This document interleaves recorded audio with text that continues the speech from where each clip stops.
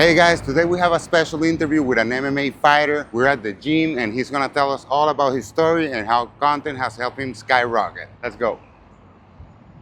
Welcome, Belico. So we're really happy to have you here. Please tell us your story in MMA. Thank you so much. My name is Edir Terry. Everyone knows me in this world as Belico, which means warlike. Started MMA from since I was 15. I started with karate. After that, then I moved up to the MMA, which is what we call mixed martial arts. And from then, I became basically a professional fighter. Then I became a coach.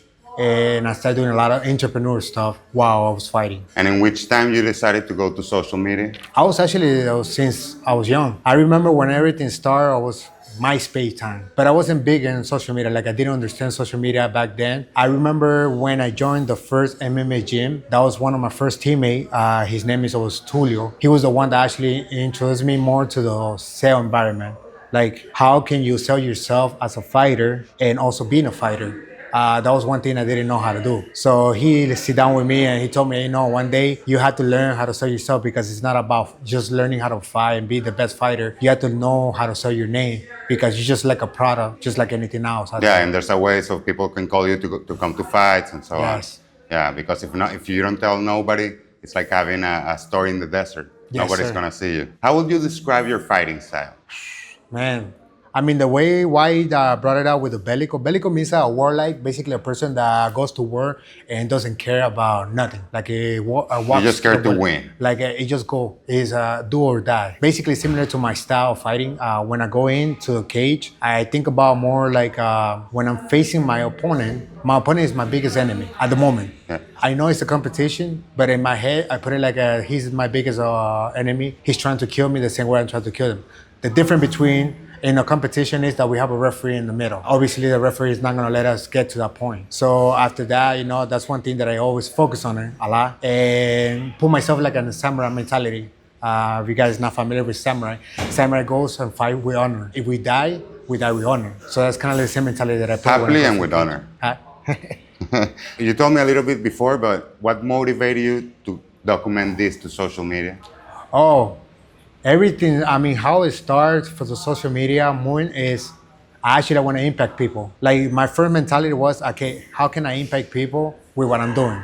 Yeah, in a good way. Like right? in a good way. So I didn't know the process. Like I didn't know how was the system. I didn't know nothing. Like the title, the pictures, the videos, how to record and all the stuff. So it was kind of like I was super basic on it. So, but my main focus was what do I need to do and how I had to do it to be able to motivate others. And that was through martial arts, like in the self-defense aspect. That's how I start.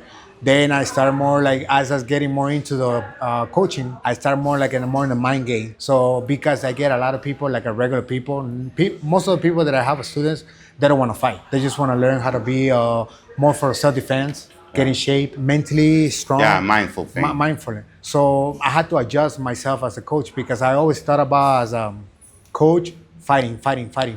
And because that's the way I started with. I was like with the mindset of a fighter. So I had to adjust myself to like, okay, how can I talk and kind of translate my mindset, my knowledge to the regular people. And that's where I kind of shift big martial arts and mainly mindset, how to help other people to evolve to a different level while they're doing the stuff that I'm doing. I used to do kickboxing in a while. Oh, nice. Yeah, I also did boxing. But as you said, I never was so eager to fight, but it was more a mindful thing, a getting healthy thing, and the control, the routine. So it was really cool in that time.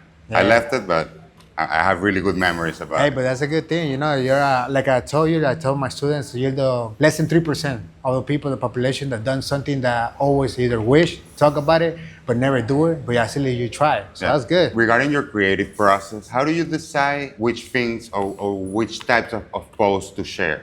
Like you share your journey, you share trainings. Okay, Tell us so- a little bit about that. So how I start, I do remember.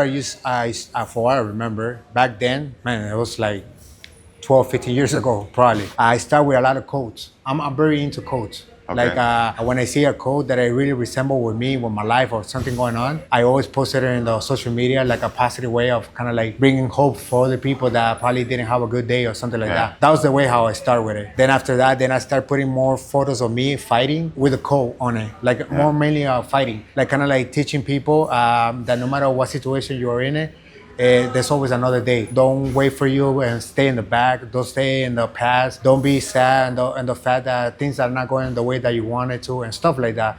I always trying to find a way. To this day, I still find a way how to motivate other people that every day you always got a brand new day and you can always do something better. Do you follow or do you do sometimes social media trends or you go your authentic story? I try to do both ways and I try to play around with a little bit of everything. My social media now is a little bit diverse, but it's always focused on the same thing. Yeah. Martial arts, mindset, fitness, and once in a while I like to do like jokes. Yeah. Like little jokes here and there out there. But my main focus always been the same. How can I influence people in a positive way at the end of the day? I've seen it with my teachers or senseis. They're always super like straight and professional, and it's fun to see them like go on trends and do funny stuff. Yeah. And it's like, man, but this guy is so So serious in the gym, and I didn't know they had that part. But I think you can connect more with people doing that type of stuff. What would you say is the type of content that you get more engagement? It's funny because lately I've been getting more views through content of funny content through martial arts. Like when I do like some jokes with the martial art that I normally teach, I notice that I get more likes, more comments, and more views on the videos. It also depends who I do collection with, meaning who I collaborate with in the social media. So I saw a post that it was really funny that you were like kicking a guy, and when you're about to kick the guy, you're like, hey, beep, beep, boop, boop, boop, and then boom, to the floor. Yeah, It was really funny. How do you balance the discipline and the sacrifice with getting engaging content? That's a really, really good question. As lately, I kind of been noticing there's a couple of things that's kind of like a back and forth. Some of them fire back.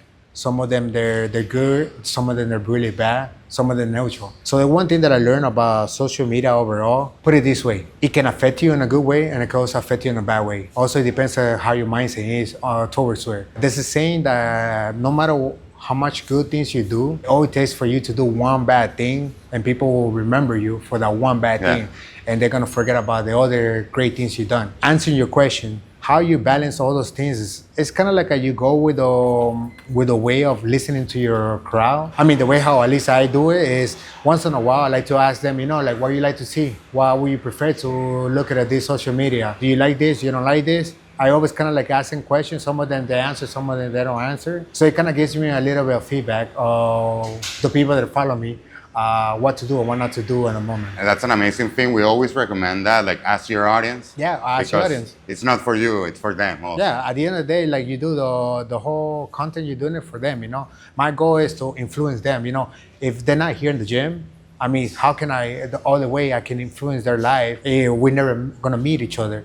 I mean, well, we have social media, so why not? Yeah. At least me, I like to influence them in the most positive way possibly I can. Regarding content, what's your process for filming and editing? Do you get like super complicated or is it? No, I'm very super easy? basic. I'm super basic. I mean, I'm looking at all of this. I was like, it's professional right here. I mean, to me, I'm very simple. I get a little stick with my cell phone and I do everything with my cell phone. And you use a light or not even a light? Well, it depends. Most of the time, what I do is I record and I probably edit the video later on, or it depends if I'm doing something at a moment live, probably posted it right there. But I don't do much live stuff. All right. Most of the things that I do, I would take my time. I will sit down in my house, record it, and then edit it. That was my next question. Like, what's the percentage of planned content versus spontaneous content?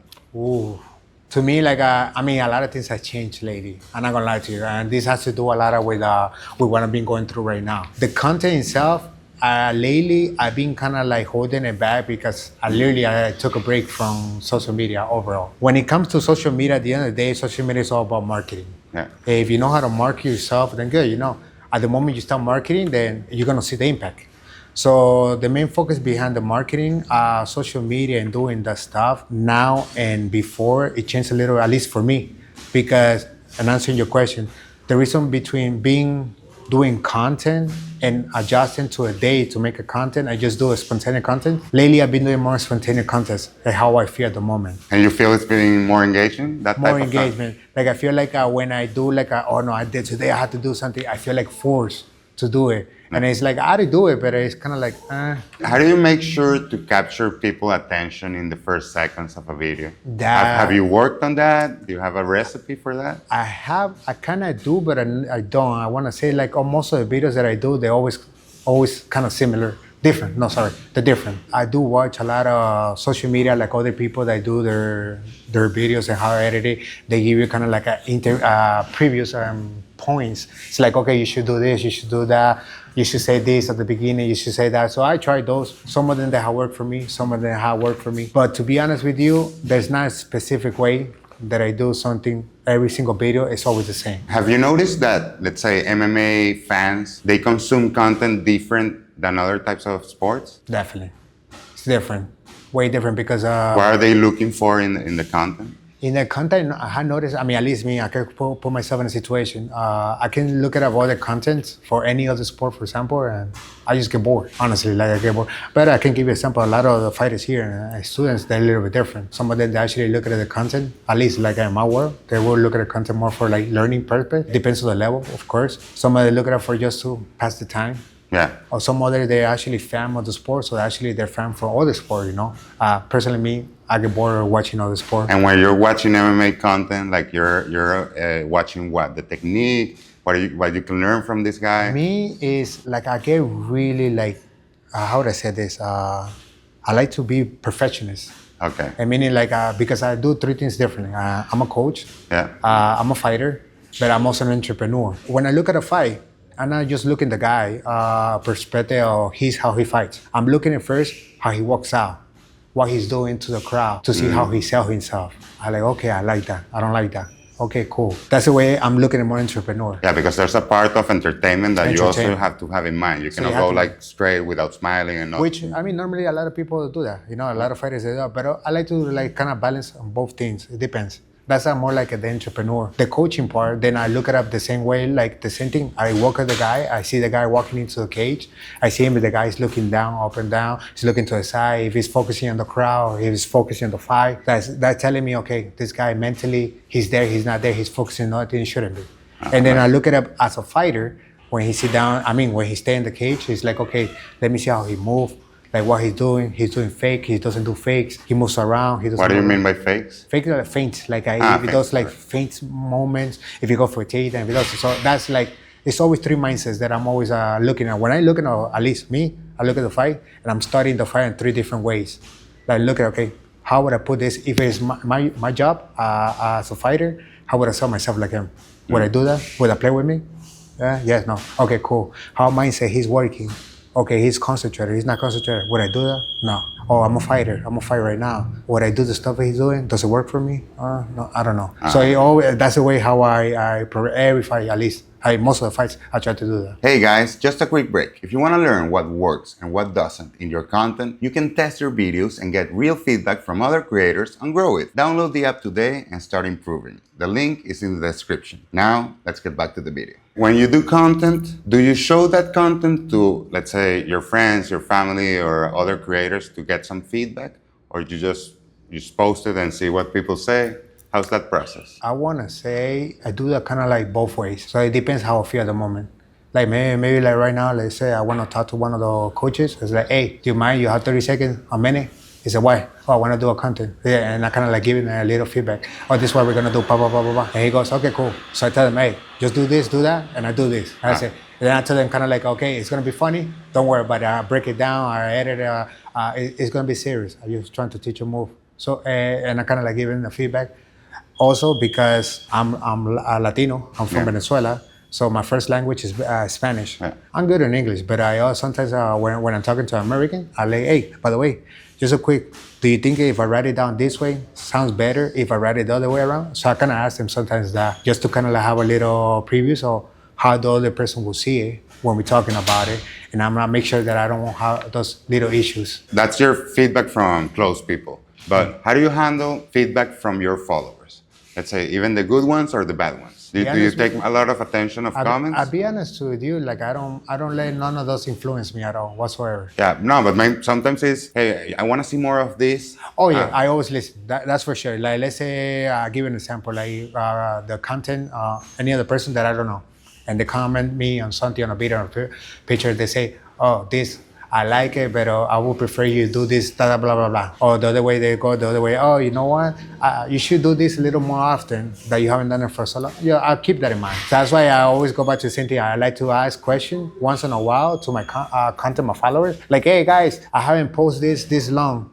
Will you guys, and then I'll give you kind of like a question, like, do you guys want to see more kickboxing? Do you guys want to see more me talking about life lesson? Do you want me to just give you a little bit of preview of what I've been doing training? So, you know, that depends. But it always lands on the four things that I told you. Self-development, fitness, martial arts, some type of positive mindset. Before the interview, you told me you have around 20 years here in Miami, right? Yeah, I want to say about 20. I was 25, so I want to say about 20 to 20. I want to be 22, 24. Yeah, we're not going to say age. Yeah. yeah. So, don't ask that question. how would you describe your audience? Is it mainly USA or mainly Miami? Or is a mix of Venezuela and other Latin countries? It is a mix, but mainly most of my audience is from USA. And from USA, like USA, 80% is like, Miami, or it's a... No, Miami is a percentage bigger in Miami, but the biggest percentage is actually USA. It's funny, I don't have much following from Latin America. Problem is because I don't do much on Spanish. Yeah. I should, because a lot of people have brought it up to me, and it's like, man, yes, I could, but then I had to do two contents in one, because most of my content is always been in English for the past couple of years. But then I'm kind of losing the other part, because I could have a new audience in Spanish. Yeah. So I want to say the audience in Spanish is like less than 5%. Ah, wow. Like it's really small. But the biggest one is USA. Now, because the good thing, what I love about my gym is the gym is worldwide. They know us everywhere in the entire world. Amazing. And we get a lot of fighters from different countries every single time. Like right now, we have a couple of Europeans, Russians, and from Asians. And Russians are hard, no? And, you know, like all of them. And so because I get content collaborate with them, people that don't know me from that country, and when we collaborate together, they get to see me in their country because of the person that I'm doing the content with. Amazing. So that's another way too, that it kind of helps me out be more worldwide. Let's talk about monetization. Right now, your income channels are working in this gym, as you told me, being a coach, and is there something else around fighting? Okay, so this is the part of the entrepreneur, the business part. I make most of my money by teaching. By doing, one is group class, like what you see in the background. Yeah. That's what I normally do. Then the other one is private, which is basically is me one-on-one with somebody that I go to their place and I train. The other one is I'm a cutman, which is I'm the guy that helps the fighter when they're fighting and they're bleeding. I'm the one taking care of them. Wow. I do that part too. I'm also a manager. On the side, I manage fighters, but I don't do that very often. I used to do it. The other part too that I do is sponsor fighters, which is like I have my own company that I give stuff, which also I put it to the side for a while too. I also now lately I've been doing more commentary analysis. I'm the guy like Ernesto sitting out outside the cage talking about the fight while I'm watching the fight. Amazing. So that's the things that I normally do. And how social media has helped all of this business? All of them I want to say they start with fighting. Yeah. Because fighting basically is the one that opened the door for everything else. Like I said before, from the beginning, I wasn't big with social media. Like I was kind of just learning, and I knew because of my friend that spoke to me, and he said, hey, you need to learn how to sell yourself if you want to be able to blow yourself out, grow more, and be able to open new horizons on your life. That's why I did. But everything has always been based by fighting. Yeah. The fighting is the one that helps me out to get into the social media. As I got comfortable with social media, then I started growing in different areas, which helps me out to monetize different things. As like, for example, right now when I was talking to you, I'm actually working two things right now. I'm working on a documentary on my life. And the past 2 years, I'm recording everything, the good, the bad, the normal, because of the things that I'm going through right now. And then the other part is I'm doing a book, a self-development book, which I'm gonna be using under those social media. Once the book is done, and I'm actually doing articles. I'm writing down articles right now that's gonna be helping me out for the future to be able to develop that book that I'm actually on work in progress. And right now, are brands coming to you, connecting also social media and the fighting? Yes and no. Now, the reason yes and no, because I'm basically what we call not active fighter right now. I'm off season. All right. It's not the same when I'm off in season. And that has to do a lot with what I'm going through right now. So most of my basically sponsor company that hit me up, they hit me out through things that I'm doing, like interviews like this ones, or like small articles that I write down. They give me interviews and I write it down back to them, or the little contests that I do on social media, and that's the way how they connected. Before it was a little bit different because they will hit me up right away after a fight. After every fight that I will get, I will be getting a lot of either emails or messages through social media because of the fight. They say, oh, you know, we want to get together, we want to be a blah blah blah. And how will you decide which brands to work with or not? There's I say a checklist, or I will work with you or not? Yes, there's a checklist on it. I like to work with people that is not going to harm others. All right. What do I mean by that? I'm not going to say the name of the companies, but I'll give you an example. Alcohol. Yeah. Let's give you an example. If a company of alcohol is trying to sponsor me, I probably most likely would say no. Why? Because alcohol is going to hurt you in the long term. Same thing like smoking. They say they want to do something with smoking, I probably and believe it or not, take it back because I did it once. Wow. I did it once a long time ago. I never thought that those type of companies will try to work with sports. Yeah, it was a vape company. It was a big company back then. It was probably about Vaping, like vaping. That was 10 years ago. I remember they hit me up, and the fight, it was probably like 2-3 days. And they told me just right there, hey, by the way, we're gonna have this company is gonna be coming into the MMA. You guys are more than welcome to, if you guys wanna represent it or not, you have to sign this contract, but this is how much you're gonna get paid. Me in the moment, I'm not thinking about anything. I'm just thinking about, I'm gonna kill the other guy. Yeah. I don't care about right now. I talked to my coaches back then, and I said, hey, you know what you think about this? I mean, it's a little money on the side, you know. At the moment, I didn't have the mindset that I have now. So I like, you know what, whatever. I signed the contract. I put the stuff for them. I rep the stuff for the company, but then later on, after probably a couple of months later, I sit down and start thinking about it more often. I was like, yeah, man, I should have done that. But it's already happened. Oh, we learn. Either we win or we learn. Yeah. Let's talk about metrics, analytics, let's say. What are the things that you see on your content to say, okay, this content worked or didn't work? That has to do a lot with timing and days. I mean, for me, for my content, for my type of content and my social media. I'm not big in most of social media. Most of the bigger one is Instagram. Out of all of them. At least my Instagram, how it works is I notice that if I do anything on the weekend, it doesn't work. Yeah. How fun. Why? I have noticed that one, because most of the audience that follows me, they go out. I look at the age. The bracket of the age, my biggest bracket, it goes from 18 to 38. That's the range. And if you really think about that, in the outside, if you put yourself out there, what do they do normally? They go clubbing, they go bar hopping, they go out. And the weekend, the Friday, Saturday, and Sunday is kind of like the getaway for them to kind of free themselves. While you see more people more settled down in the house, I want to say, and I'm not calling them all, but if like 40 and up, those are the kind of people that like, they don't want to be going out too much. They want to stay more at home. So that's the bracket you're going to be getting most likely on social media. Now, it also depends on the platform too. I saw that there's a huge gap between, let's say, TikTok and Instagram. You're really big in Instagram and TikTok. You're nobody. What? Or you could be on Facebook. I'll give you an example. Facebook, they call it like for the old people. Old people Facebook. I'm from. I use everything. Instagram is kind of like the millennial time. Gen Z. The TikTok is for the new ones, the new right now. So it's kind of like it depends. But yes, going back to what I was telling you, I want to say like for me at least Saturday and Sunday is not the best day. I noticed that if I do Sunday afternoon, then maybe it depends on the country. Yeah, when people come back home. They come back home, they're already chilling. And I noticed that Monday to Thursday, those are the days that I actually get the best. Your golden days, right? Like those are the days that they're going good. Let's talk about future. How do you see fighters and social media and what's going to happen with that? Like, you think every fighter is going to have socials? Oh yeah, big. It's completely different what it was from before to when I started to what it is now. I don't want to say the word, but it's a bad word where they call it here. Like, we have a name for those type of people. They're like age MMA fighters. See? Yeah, that's how they call it. Why? Because it's like they're not famous for what they do. They're famous. They're for not social. famous for social. But once you put those type of guys with real fighters, that's when you find out the real fighter of that person. So I believe that now we get into evolution of different evolve or MMA, where many of them, not many, but some of them, they're actually becoming way faster, famous, due to the social media. Skill level, they're not there where they need to be, which I've seen a lot of fighters that really skill level, but they're not big on social media because they don't care. Yeah. And they continue saying, no, I don't care. I'm not here to sell a smile. Yeah, but the right? manager is like, you gotta open socials, you gotta open socials, man.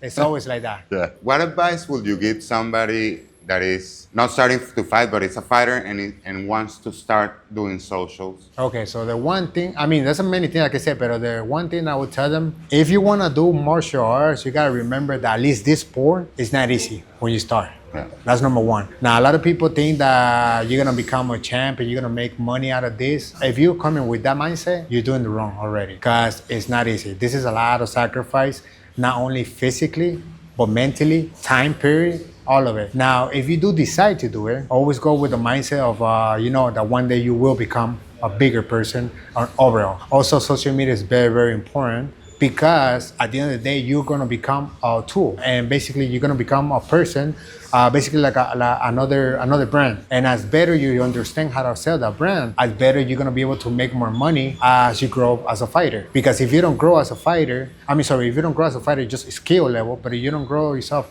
as in the marketing level, then it doesn't matter how good you are.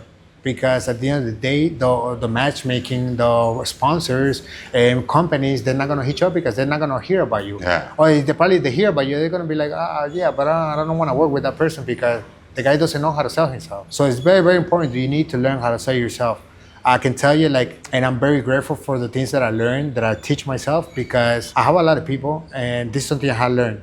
I have a lot of people, they done bigger things than me in the professional level, martial arts, but I'm more famous than them because I learned how to sell myself. And that's one thing I talked to them about it. I said, like, bro, if I would have had in the position you are, oh my God, bro, I would be doing 2, 3, 4 times more than what because of the fame you have. But if you don't know how to use it, it's kind of like, yeah, you have the fame, but you're not using it. So it's like a tool. Yeah. But you put in the tool to the side and just leaving it there, getting dust. Yeah, amazing. I think we can see how powerful with what you're saying. Like, there's better fighters, but with less skills in socials, and there's not so good fighters, or let's say not as good as the other ones, but they have really good skills in socials. And I think the perfect example of that, it was the Jake Paul and Tyson fight. Yeah, that was pure marketing and that's pure social. marketing. If you look at it, Mike Tyson, everyone knows, if anyone knows about boxing, Mike Tyson's been a legend for a long time. Yeah. So in that part, you're already getting a good guy. Even though the guy is old and all of this stuff, you're getting a good guy, a good name.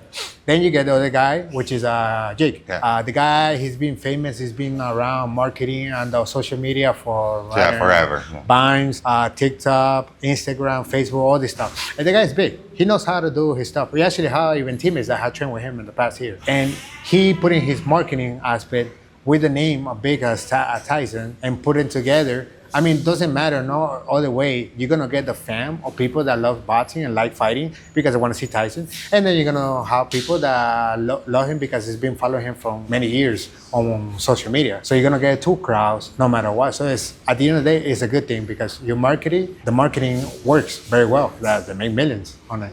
To wrap things up, I'm gonna ask you the same question I asked everybody. What would you say to yourself if you could go back and start again on content? What would be your advice? What would I say myself back then? If I had to say something to myself back then when I was younger, get into more social media faster, quicker. Like actually learn how to use the social media for your advantage because it could take you to different levels quicker, faster, open new opportunities if you know how to use it in a proper way.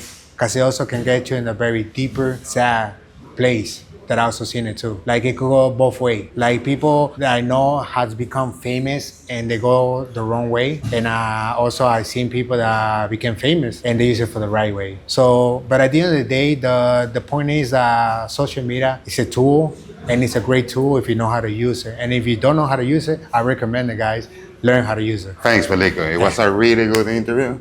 Hi guys, we're gonna leave all of the Belico socials down in the description, and we'll see you on the next episode.